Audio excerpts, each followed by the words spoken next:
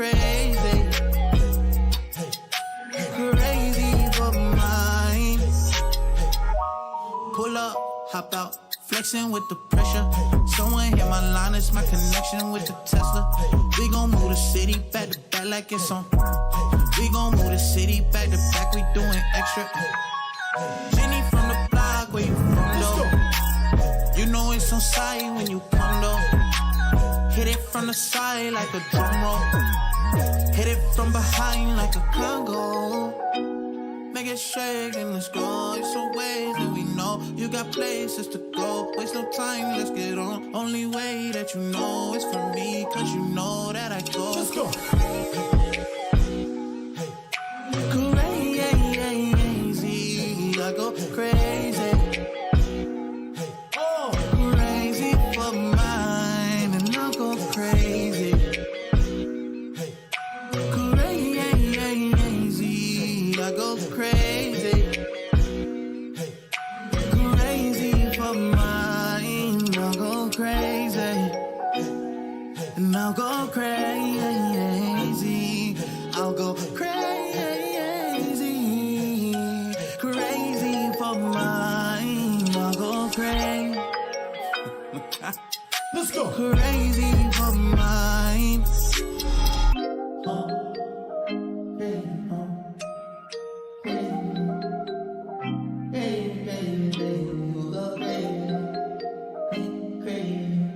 Let's go, let's go. Hey, hey. Beat that thing down like you started attention, my baby. You had some plans with your man, just tell him to cancel, my baby. Slide to the crib, look like Dracula's mansion, my baby. When you pull up, it's on action, my baby. If these walls tall, they give you my checklist. You know you shouldn't ask this. Those girls are just practice. I ain't one for the past tense. I'm just trying to get active. Sex game on savage, yeah. Crazy, huh? Crazy, huh? Don't know it's crazy, huh? Crazy, crazy, crazy, crazy, crazy, huh? Crazy, huh? Crazy, huh? Crazy, huh? Don't know it's crazy, yeah. Crazy, huh? Let's go. Crazy, huh? Crazy, huh?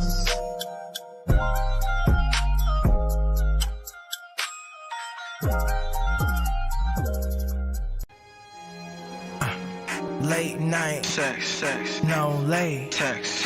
What's the odds against that? Is that a safe Bet, casino? life, Al Pacino, nights, feeling gangster, Like in the crazy paradise, dice, paradise. Simon, When I leave you, you go, when I come, you you stay, That's how it always goes, Fuck the mother, niggas, fuck the mother, niggas, just to get back at me, I ain't touched the mother. bitches, Okay, I did. So what, We sin, we forgive, you know. what, I ain't God, I just try to act like him, You know how hard it is to grow up, I'm so grown up, I act so tough, I hold back feelings, It's gotta be so rough, you, but you still hold up, with a smile on your face, but you're so tone up, You're acting crazy right now, but when the drums come in, I wonder if you lose it. you're acting crazy right now, but when the drums come in, I wonder if you lose it. Just do it, just do it, just do it, Just do it, just do it, just do it. You're acting crazy right now, but when the drums come in, I wonder if you lose it. You're acting crazy right now, but when the drums come in, I wonder if you lose it. Just do it, just do it, just do it, Just do it, just do it, just do it. Crazy right now. Crazy right now. Crazy right now. Crazy right now. I don't mean to hurt you, baby. Don't even deserve you, baby. I be out way too late, but I don't got no curfew, baby. No, I say, hey, just be patient. Patience is a virtue, baby. Make reservations for that dinner. Did I mean to desert you, baby? And that was way before the entree. Got a call from my nigga Andre, who said he think he just sang one Kelly and a Beyonce. And they both won't play. So what am I supposed to say? So I'm faded, somewhat vacant in Chicago, but the light is shining brighter than Vegas. I got lost in a condo. I met two twins, Tia and Gia. We had Giordano's. They was from out of town, though. They was hit. We are back, ladies and gentlemen. My name is Atreus. I am your host of the SNEEK and GEEK live show. Welcome to another episode. We are here. We are back on Mondays, Wednesdays, and Fridays at 7:30 p.m. Eastern Time. I am live here in Atlanta. We cover the entertainment industry, pop culture, nerd world shit, marrying it with social issues and all of that stuff. We talk a lot of shit. We roast people. We say controversial things. We're not afraid to get canceled. None of that stuff. And because we're not afraid to get canceled, it's very important that you guys support me on Rumble and Twitch and everything else, so that in the event that we do get canceled, we have other avenues to get the message out there. So Twitter, Atreus_Max, Rumble, Atreus_, Twitch, Atreus_. What else? Instagram, Atreus_. Wherever we can get the message out, we will do that. How is everybody doing? Shouts out to everybody watching on Rumble. Shouts out to everybody on Twitch watching. Speaking of Twitch, let me make sure, I ain't even gonna lie. Twitch is such a, I don't know what to do with Twitch. You know what I'm saying? I don't know what to do with Twitch. Twitch is just like such a wild card to me. And oops. Like, hold on. Like, Twitch is such a wild card to me. Like, I don't, like, you know, it's no discoverability on Twitch whatsoever. And so sometimes I forget that I'm even live on Twitch, and then I'll go back, right? And then boom, like somebody was in the chat. I'm like, damn, I didn't even know nobody was over there. But anyway, we got Twitch chat pulled up. We got a lot to talk about today. We got a lot going on. We got Twitter and Elon Musk versus Daily Wire. We're gonna get into that. Andrew Tate just gave his first interview since what? It's been damn near a year. We got to get into that. I got to do my, I'm gonna give y'all my, cause I seen Across the Spider-Verse. I seen Spider-Man Across the Spider-Verse. We gonna get into that. And what am I missing? We got a couple other things, so we're gonna get into it. We're gonna get into it. First, let's start off with Spider-Man. So I went and saw Spider-Man Across the Spider-Verse, and you're gonna get give you, this is a review in progress because I want to watch it again to make sure that I'm not overreacting. I really thought on first view that this movie was amazing. Like,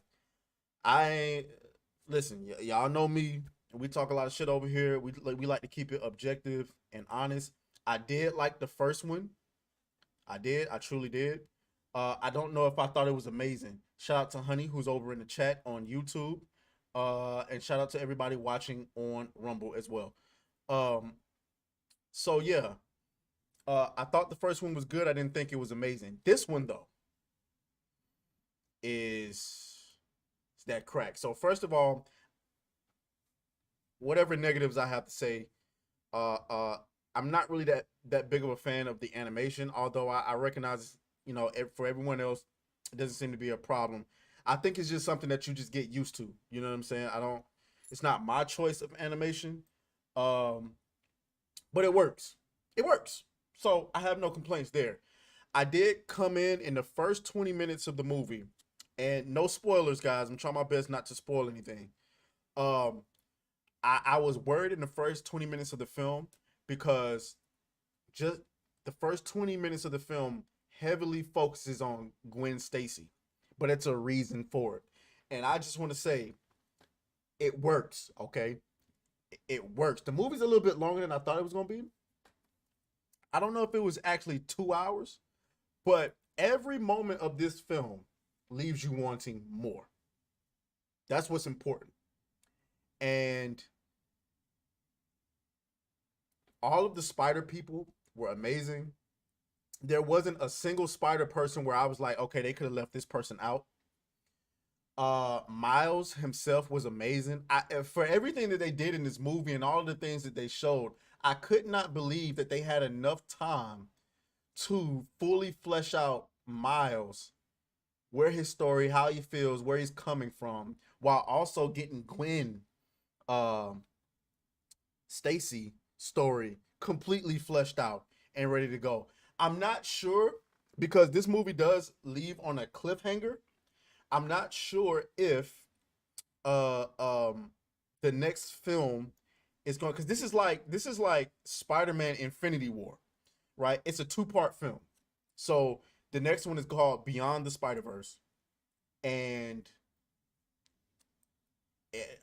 I gotta be honest with you, seeing this has made me very, very excited to see, like, and thankfully it's coming out next year, because how many years did we have to wait to see the sequel to the first one?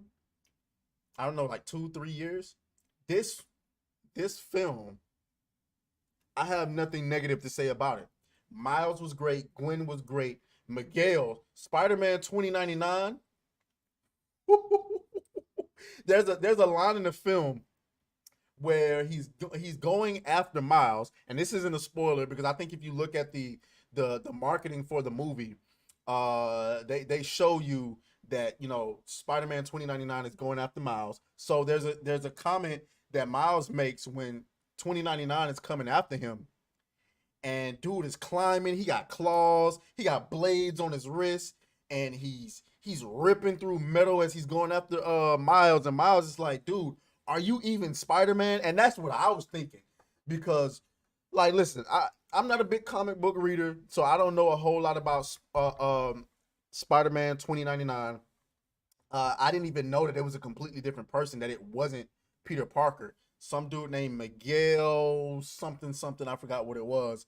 But dude was unhinged. I loved it. He was low-key kind of the villain, but then really not. I thought Spot was very ominous. How do you say ominous? I know how to say ominous, but he was eerie, goddammit. He was very eerily becoming more villainy and more terrorizing throughout the film. He started off as kind of like this goofy guy who just got these powers, didn't really know how to use them, trying to, you know, he's a petty thief. But then he starts to realize, holy shit, my powers are kind of lit. And so he starts to go off the deep end. So you'll get a kick out of that. Overall, I thought that this movie, I gotta be honest with you, I don't have anything negative to say about it. I know there's this whole controversy around the fact that Miles Morales is Miles Morales and he's not Spider-Man. I guess my whole thing is, if it's good, it's good. If you're gonna make a black Spider-Man and the content is trash and nobody likes it, okay, then I'm a clown on you. But if you make a black Spider-Man and it turns out to be good, I mean, listen, I'm not in this whole culture war thing just to talk shit, just for the sake of talking shit. I want to actually be objective and make sense when I'm saying certain things. And what I've said from the beginning is, you can be woke, but the content has got to be good. I said that when that Prey movie dropped. I said that recently with Wednesday. And I've said that with a couple of other things. I don't care if it's I don't care if it's woke if the content is good. Period. And this movie isn't woke, for the record. There's nothing woke about this movie. There is some cringy dialogue when Miles mentions having some emotional intelligence. I was like, ugh, why would you say that? That's fake. But there's nothing woke about this film, to my knowledge. But this is why I say I gotta watch it a second time.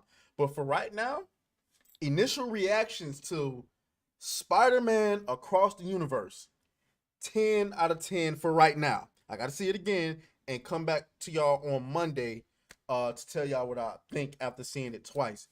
But right now, I can't find any flaws in this film just yet. Every single moment of this film left me wanting more, and I think I came away, I don't want to say satisfied because the story isn't complete, but I came away from it thinking I'm ready for the next chapter. I'm ready for it. Shout out to Copa who's in the chat. So for right now, I'm going to say 10 out of 10, but we're not through with Spider-Man just yet because I have a question. I have a question for everybody. Let's go ahead and bring this over here. Right? If you look here, you can see the Rotten Tomatoes score. All right, and we're gonna get into some of these reviews, but you can see the critic reviews have it at a 96%. The audience score has it at a 97%.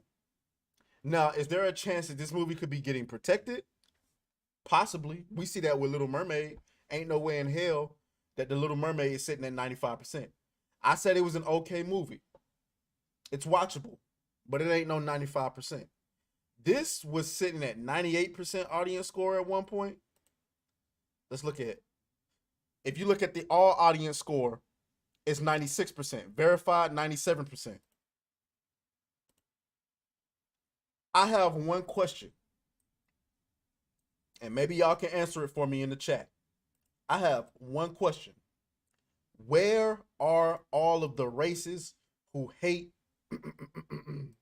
seeing black leads? Where are they? Am I tripping? I mean, y'all told me that this was ratings terrorism. Remember when we talked about that on Wednesday? Y'all saw my video yesterday where they literally called you a terrorist if you didn't like the Little Mermaid film.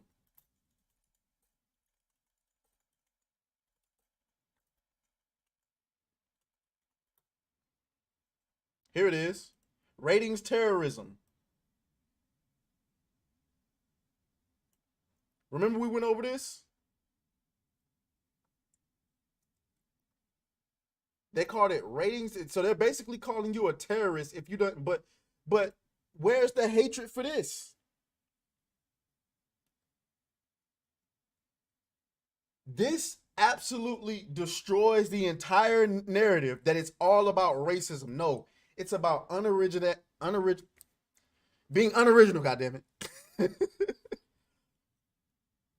And they did that with the and let me just give my personal take on why I think Miles Morales works. I get it. Miles Morales is Miles Morales and Peter Parker is Spider-Man. I get that. The reason why I think Miles Morales works is one, Miles Morales is his own identity, right? He isn't Black Peter Parker. And two, he pays homage to Peter Parker. Notice how whenever they try to do the whole girl version or black version or Hispanic version of other characters, they always try to act as though the predecessor is lesser in some way. Think Ironheart, right? Think, I mean, y'all get what I'm saying. I'm just saying, I think Miles Morales works because he's his own person with his own personality and he pays homage to Peter Parker. He doesn't walk around like he's better than Peter. He looks up to Peter as a big brother. He never places himself before Peter. And I just think it works. This is why, tell me how the animated version of Miles Morales Spider-Man can do much better than Mrs. Marvel on Disney Plus. There's a reason why he gets his own movie, albeit animated, and she can't even get a sequel to her own Disney Plus series. And when they do the live action version of Miles Morales, I don't know if it's gonna do $1 billion, but it's gonna make some money. This critic says plays with literally every possible form of animation to create a stunning spectacle that also still manages to tell a smart character-driven story about a fake friendship and the cost of being a hero. Absolutely, I can't disagree with that.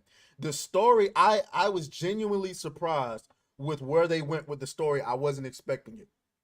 The explanation of why Miles is Spider-Man and the dilemma that he faces is absolute bonkers. Here's a negative one. I knew we'd get a sequel eventually, but I didn't expect them to suck most of the joy out of it. He doesn't really give a reason why. I'm confused by that. The sequel to Into the Spider-Verse is even more ambitious and adventurous and visually spellbinding that its predecessor, and just is filled with heart.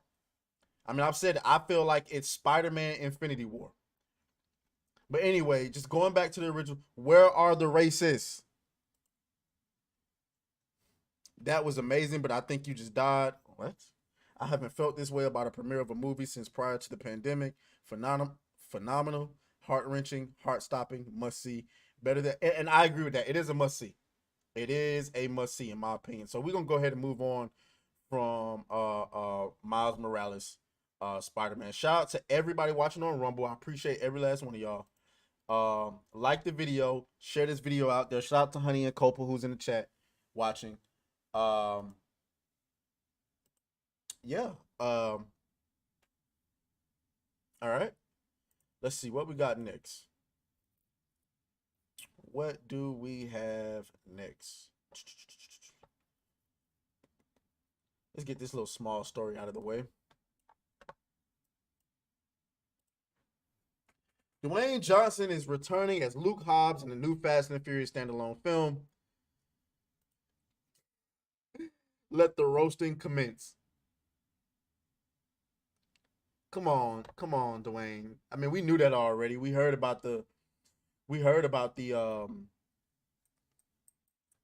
little after credit scene in the Fast 10. Has anybody seen the Fast 10 already yet? I haven't. Apparently everybody overseas has seen it. But I'm not interested. I can't watch it anyway because I haven't even seen the last one. Or the last two. I don't know. I think what was the last Fast and the Furious movie I watched? I don't know. Dwayne Johnson is returning to the Fast and the Furious universe with a new standalone film reprising his franchise role as Luke Hobbs. But who asked for a standalone film? How many Dwayne Johnson flops do y'all need to see that he just ain't him? And I don't know why. Maybe somebody in the chat can tell me. Why do we not give a shit about Dwayne Johnson the way we gave a shit about Will Smith or hell, Vin Diesel, Michael B. Jordan?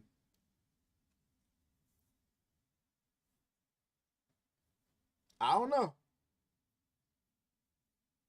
Y'all let me know. We just don't care, bro. And now you're getting a standalone Fast and the... Anyway, Universal Pictures announced the project on Thursday. Longtime Fast and the Furious collaborator Chris Morgan wrote the untitled film script. Plot details were not available, though individuals familiar with the deal said the new movie will bridge between the events of just released Fast 10 and the upcoming Fast 10 Part 2, which is expected in 2025. Johnson just appeared as Hobbs, a diplomatic security service agent, in a credit scenes for Fast 10. Johnson will produce the film with Danny Garcia. Are y'all sure about that? Y'all sure y'all want Dwayne Johnson producing it? I don't know. Y'all better call up Warner Brothers, because Warner Brothers asking for their money back. They thought Black Adam was going to be a hit, and it flopped.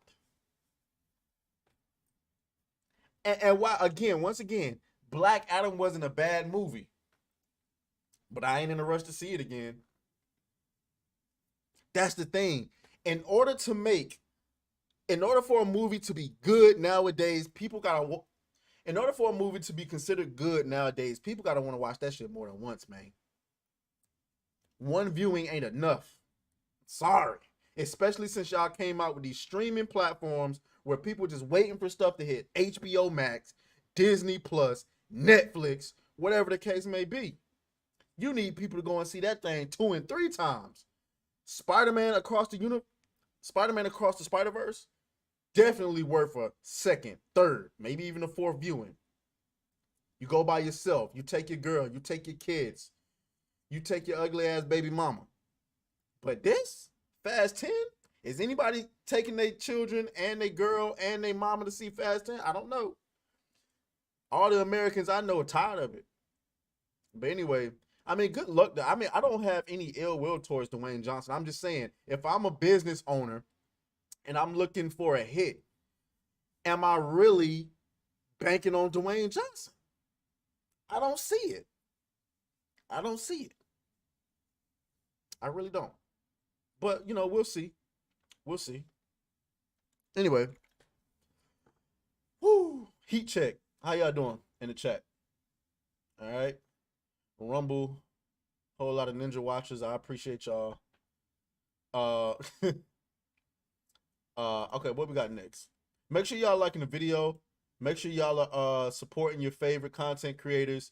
YouTube is on that BS again. People getting deplatformed left and right. Support your favorite content creators. All right, let's go ahead and jump into some video game news. So there was a bombshell report dropped. Now, as y'all remember, some weeks ago, in the beginning of May, the video game Redfall dropped. And I was covering it. I was looking forward to it. I'm going to be honest with you. I downloaded it on the cloud to try it. And I've said multiple times, I am an Xbox fan. I prefer my Xbox over my PS5. But guys, that one was a dud. Now we have some answers on what exactly happened behind closed doors when it came to Arcane Studios, who normally brings a lot of great experiences. Well, let's see what we got. Let's see exactly what they had to say. All right. Inside the making of Redfall's Xbox latest misfire. All right. Over the years, Microsoft over the years, Microsoft Corporation owned video game developer Arcane Studios has cultivated a reputation for releasing games that are beloved by fans yet don't sell very well, such as Prey and Dishonored 2. By contrast, the studio's most recent game, Redfall, has achieved something new. It has managed to be at once a commercial and critical disappointment. Redfall, a multiplayer shooter set on a fictional Massachusetts island full of vampires, debuted on May 2nd and was promptly panned. Fans and critics slammed the game's bugs and shortcomings on the review aggregation website Metacritic. Redfall has earned a paltry 54 out of 100, ranking it among the year's worst reviewed games. It seems there is an issue with every element, reviewer Tariq Musa wrote. In the end, Redfall feels unpolished, underdone, underwhelming, and uncomfortable. Let's try to get deep into this. Let's see. But to the makers of Redfall, the mediocre reception was no big surprise. The project suffered from unclear direction, frequent attrition, and perennial lack of staff, according to more than a dozen people who worked on the game, speaking anonymously because they were not authorized to discuss it publicly. A spokesperson for Redfall's publisher, Bethesda Softworks, declined to comment. Development of Redfall began in 2018. So understand. Let's read that again. Development of Redfall began in 2018. At the time, ZeniMax, the large privately held owner of Bethesda Softworks, was looking to sell itself. Behind the scenes, the company was encouraging its studios to develop games that could generate revenue beyond the initial sales, a popular trend dubbed games as a service, which was taking off in the late 2010s thanks to lucrative hits like Overwatch and Fortnite. So basically, ladies and gentlemen, what I want y'all to understand is, first of all, the development of this game started, okay, in 2018, before Xbox ever bought them. This was a mandate that came down from above, who wanted to create games as a service. Remember, what is it, Fallout 76? That wasn't Xbox. That was ZeniMax. Why? Because they wanted games like Destiny, like Fortnite, like Overwatch, that people was going to keep, Apex Legends, that people was just going to keep returning to, keep playing over and over and over and over and over again, and continuously spending money. What I find interesting about this whole situation is that every single journalist, every single YouTuber, everybody comes on this and says Xbox just can't get it right. Nigga, how? All they did was buy the company. All right.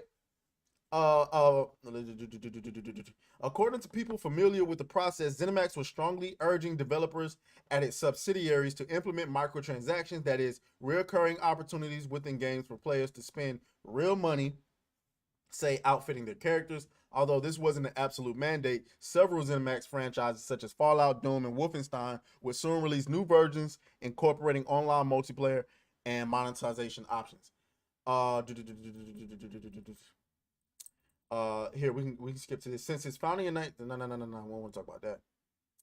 Oh, okay. Since its founding in 1999, Arcade had become known for games called immersive sims, single-player experiences in which players strive to overcome obstacles in multiple ways, from combat to stealth maneuvers. Yet from the start, Redfall was pitched to staff as a multiplayer arcade game, which some team members said they found confusing. Whether the sort of gameplay that the studio specialized in would be technically possible in a multiplayer environment was an open question. Developers under Smith and Bear said the two leads were outwardly excited, but as the project progressed, failed to provide clear direction. Staff members said that over time they grew frustrated with management frequently shifting references to other games such as Far Cry and Borderlands.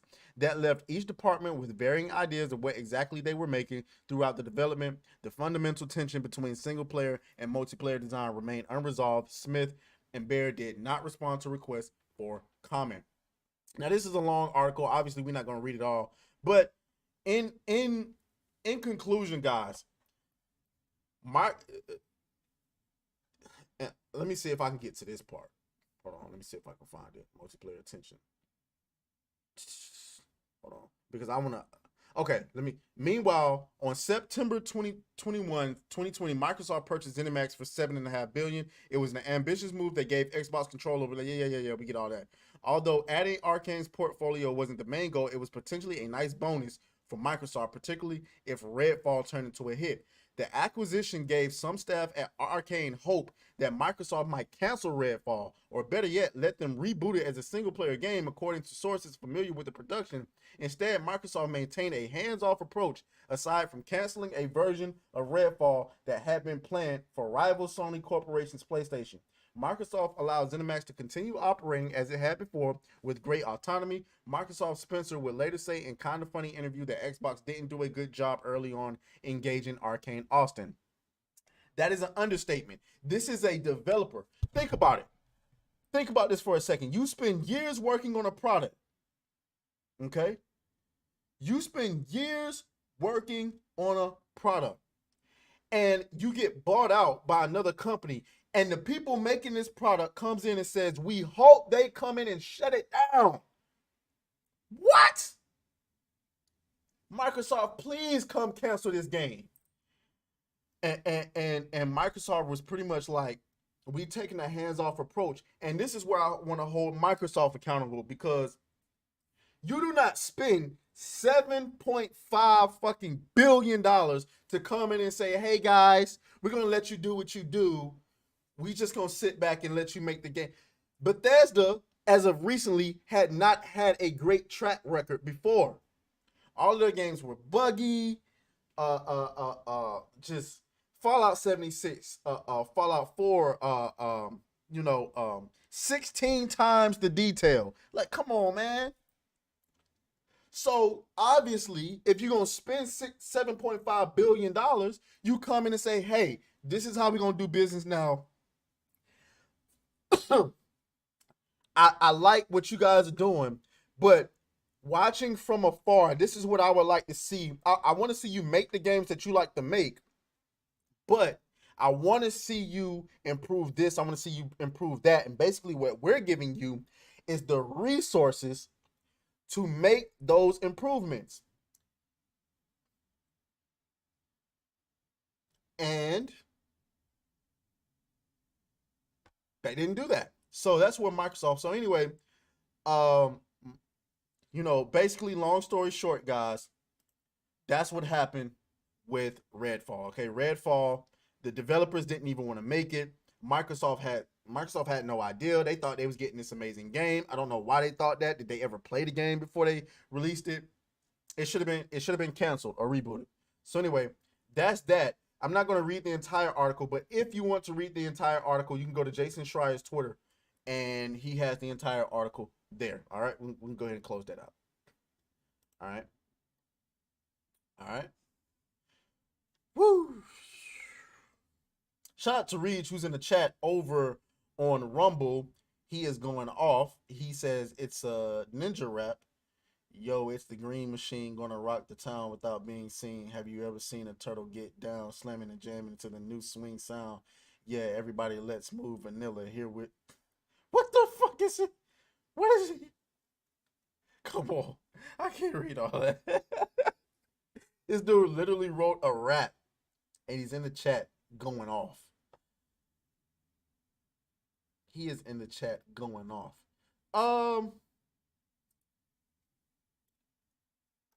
Yeah, shout out to Rumble though. Shout out to Rumble. Okay. What we got next? Let's go ahead and get into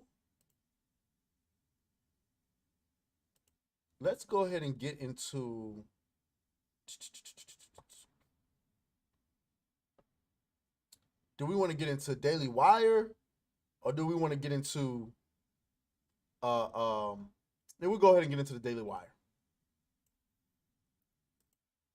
Let's get it.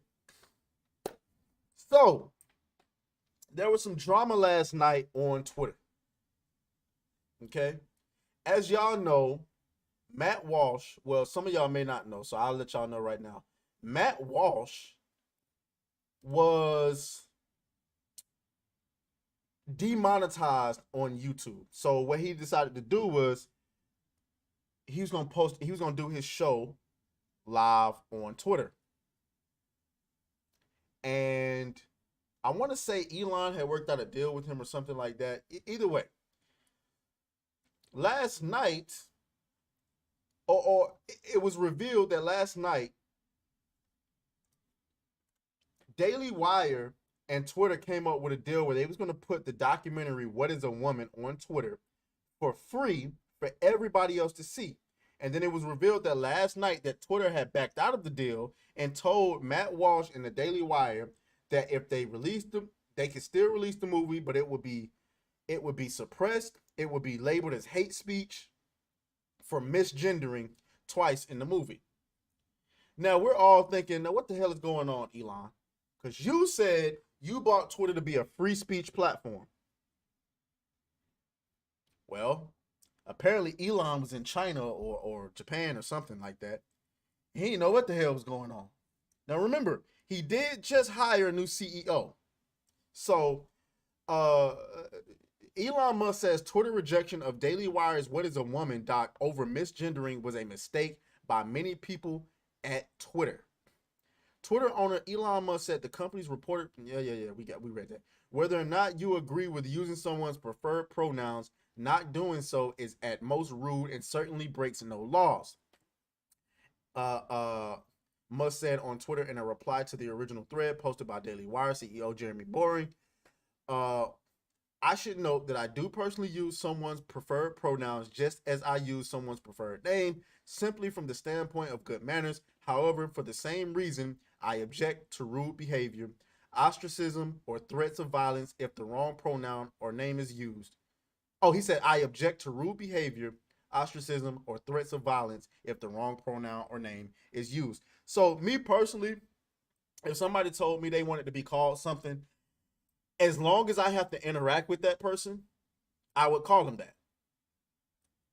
You know what I'm saying? I'm not going to purposely create, you know, vitriol in a space where it's not necessarily needed. Now, what I will say though is if I feel as though I don't have to interact with this person, I won't, because I don't want to call you these pronouns that make no sense to me. I don't want to, but I will if I need. So at work, I'll do it. If I'm at an event where it's necessary I interact with these people, I will. But if I have to call you a pronoun just to be your friend, I'm not gonna be your friend. Um, that's how I feel about that. But I want to go. I want to go, and I want y'all to see some because there were some people. Some heads started rolling. Some heads were rolling on Twitter. Okay, some heads were rolling. So I didn't plan on pulling this up. Let me see. Uh,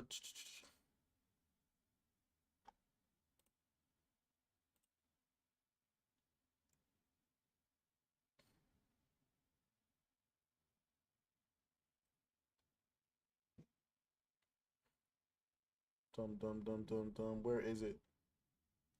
Uh,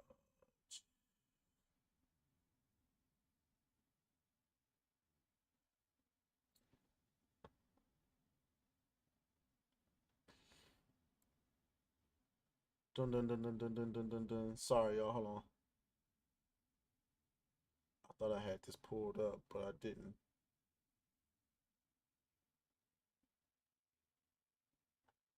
Okay, fair enough. It ain't here. Um,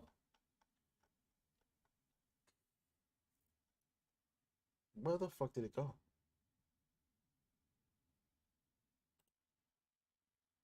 So confused.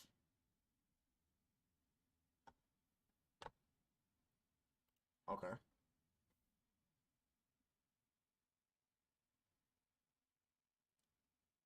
Am I tripping?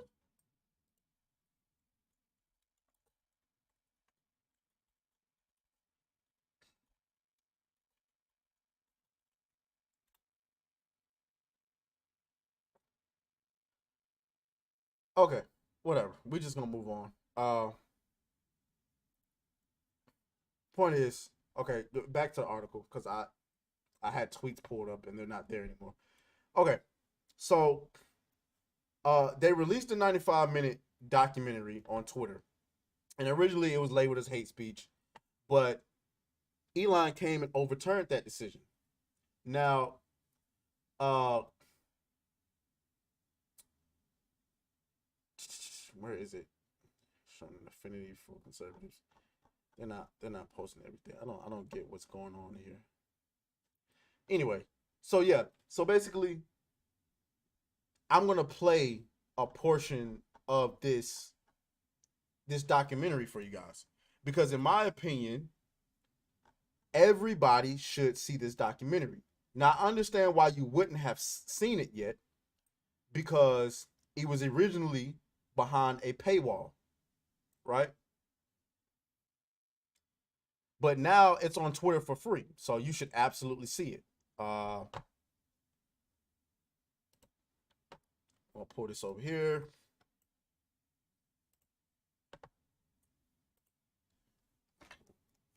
We're gonna listen to it a little bit. I'm not gonna obviously it's a hour and a half. We're not gonna play the entire thing, right?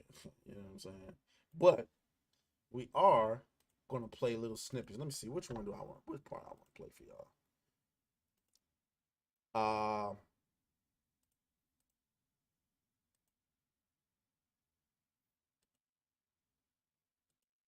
you is I need to listen really carefully. And how I put I would also the nights before I get up. Okay, I think this is a good point. I thought this part was fucking hilarious, bro. I thought it was absolutely hilarious. Let's see. It's reality, you know? Well, I mean, I think when someone tells you who they are, you should believe them. So if a person says that they're a woman or they're a different constructs to kind of Here it is. Well,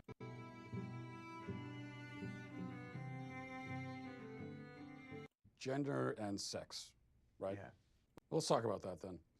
I guess we should start with, we've got gender and sex, right? Yeah. What's the difference between the two? Is there a difference? I saw that in your questions and I thought, my goodness, this is what we spend an entire semester kind of thinking through. But what we tend to think about in the social sciences today is that sex refers to a set of biological characteristics and gender is a social construct or category. What I think is often misleading about that characterization is allowed to be sort of messy and complicated. But in that framing, when you split them up into these wholly discrete constructs, studies scholars, and really more specifically people who study gender and sex, we're not talking about sexuality right now. And the kind of academic universe that I travel in is that we see how deeply gendered ideas, cultural ideas about masculinity and femininity, maleness and femaleness, both in humans and in lots of other animals. So are gender and sex two different things, or? Well, I think that they both are, and Do you see? Do you hear how crazy this motherfucker sounds? I mean, maybe I'm tripping. Am I living in the Twilight Zone?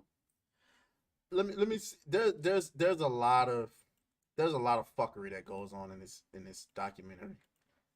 Let me see. Okay, the interaction between this woman is fucking ridiculous. Let me see. He's male, but thinks of himself as a woman. He's not actually a woman? That's correct. Male gametes. That's what makes me male. No, your sperm don't make you male. Then what does? It's a constellation.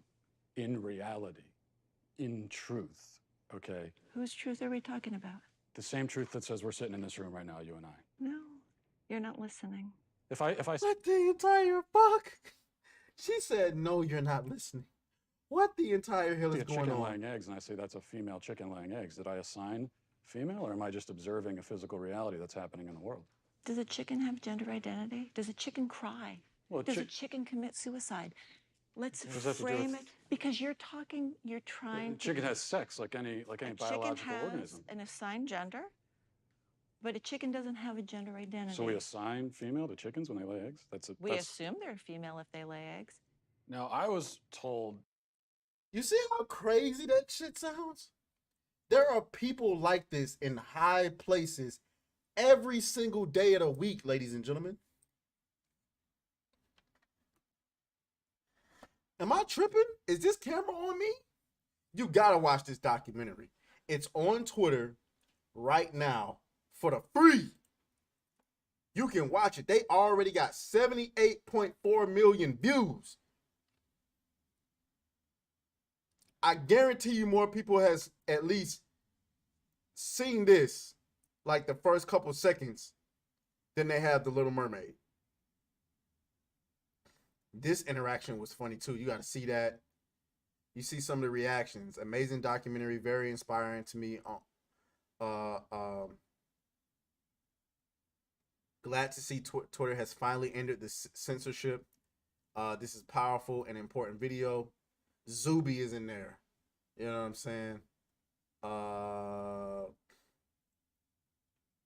mean, there's a lot of people in here who are celebrating that this, you know, this is seen. Like this needs to be seen. I feel like every parent should watch this. Every parent should be showing this to their children.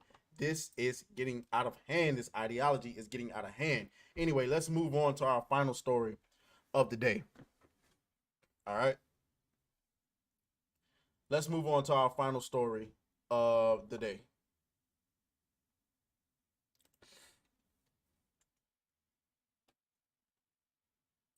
Make sure you guys are liking the video on Rumble, on YouTube.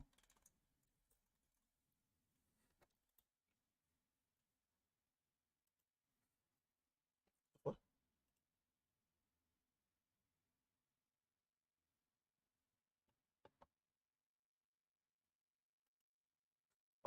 Okay. All right. So as I told y'all in the beginning, Andrew Tate is free. Well, he's on house arrest, but the assumption here is that he will be free at some point. And he just recently did an interview with the BBC, and there's a lot of quotes coming out of this thing, man. I'm gonna be honest with y'all. You gotta watch the whole thing. What you'll find is that the BBC put out a 12-minute video of this interview, but over on Rumble,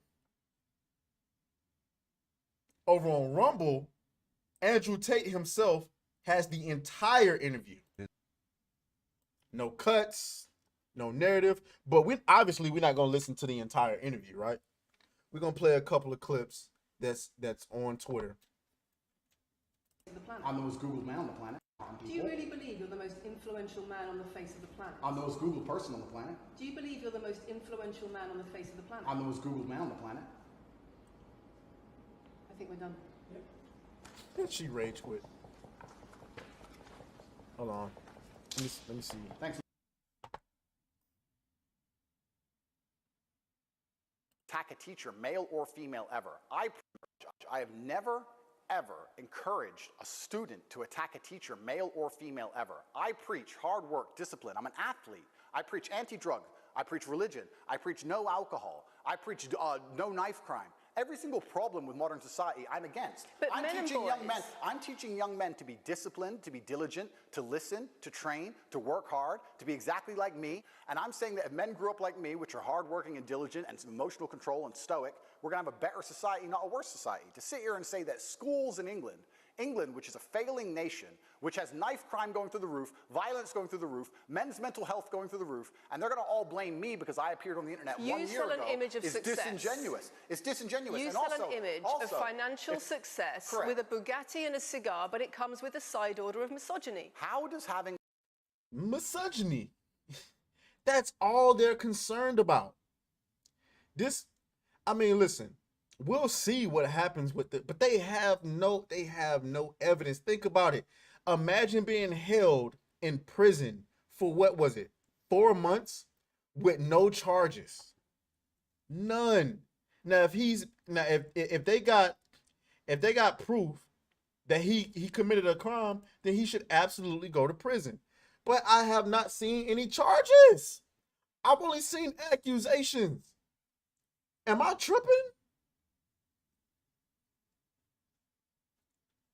Chat, am I tripping? A person, so now you're writing articles claiming that, because you gotta watch the full interview. It's on Rumble. Go to Tate speech. You'll get the full context of everything that happened there.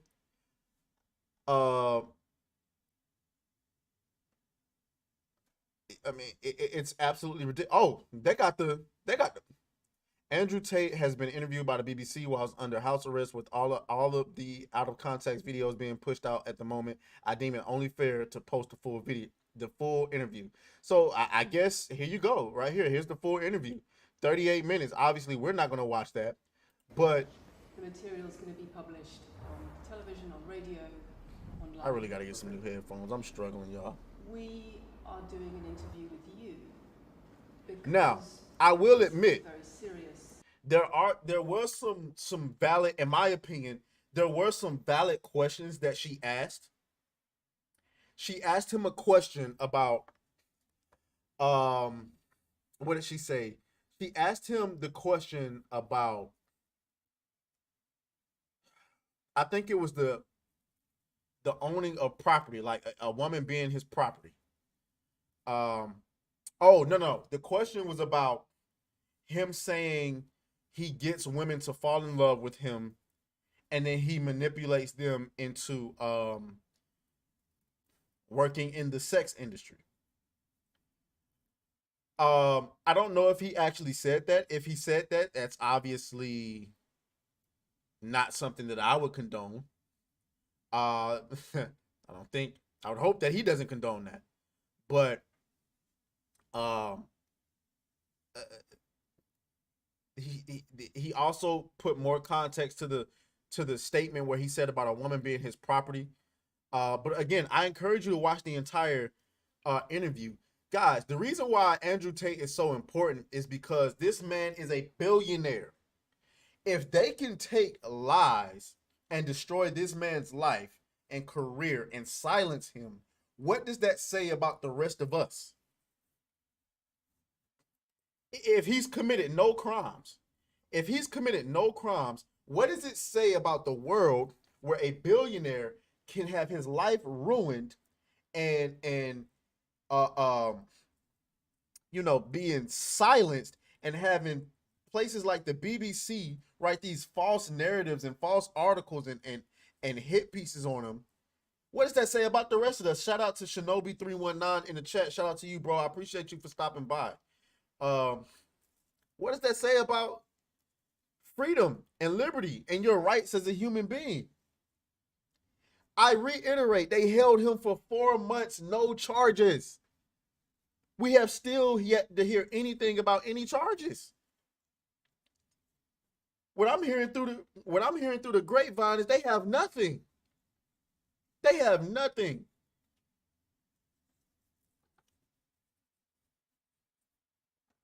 And so, once again, I'm going to say I encourage everyone to watch the entire interview because that's the only way you're going to get the proper context, because the BBC posted on their YouTube page a 12-minute interview, but yet there's 38 minutes of content there. Almost 40 minutes of content, and they only post 12 minutes of it. That tells you right there. I don't understand that. If I give you a 40-minute interview and I'm only seeing 12 minutes of it posted on, like, what do we gain from that? To create narratives. And let's go into, let me pull this up. Let me show you. This is the BBC on YouTube. This is the Andrew Tate BBC interview. Look at the likes to dislikes ratio. 16,000 likes, 133,000 dislikes. Holy. The fact that the media thrives on negativity is sickening. The fact that Andrew was so strong at the interview that the BBC wasn't even able to make him look bad after cutting out most of the interview. We stand with Andrew Tate. Good thing he published the full interview uncut. They tried their best to make him seem like he was evading questions. He answered each one at length and in depth. Here's part of the narrative they were trying to push. They were trying to make it seem as if he was avoiding certain questions. He made it very clear in that interview that some of the questions that they were asking, he could not answer due to an open investigation. But they tried to make it seem like he was avoiding the question. I mean, obviously he was avoiding the question, but they was trying to, they was trying to paint it a certain way. This reporter was allowed into his house after months of begging to be let in, and not only did he treat her well and with respect, in the end, he even thanked her for coming and told her he enjoyed the conversation as a gentleman and attempted to shake her hand, and she brushed his hand away and left without saying goodbye. This is the legacy media, ladies and gentlemen. The people speak. This is what democracy is supposed to be. The people elect the officials, not the goddamn media.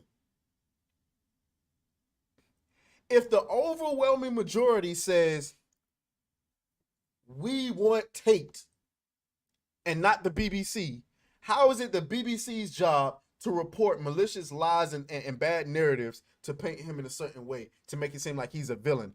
The England or the UK has painted Andrew Tate to be a villain they're trying to educate children on Andrew Tate and all of this stuff. Man, get this shit the hell out of here.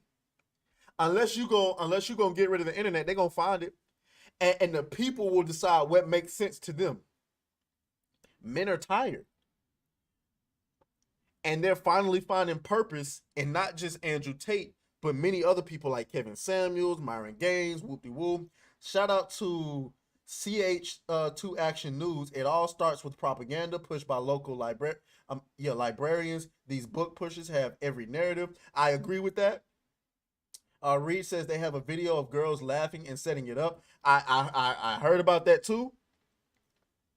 It's crazy. So this is why it's imperative that people like you and I and everybody out in the comments on Rumble, on Twitter, have your own mind. This is why Elon owning Twitter is so important, because when it comes to normies, people who are not plugged in with this type of content and the culture war and all of this BS, it's important for neutral people to provide you information and let you decide where you stand. I have no problem with a man or a woman who say, I don't like Andrew Tate, but you have to be able to articulate why and make sense. You cannot come up to me and tell me, then say, Andrew Tate belongs behind bars because he said a woman is his property. First of all, that is not a crime to say that. Secondly, do you understand the context around why he said what he said? Or did you just see a clip?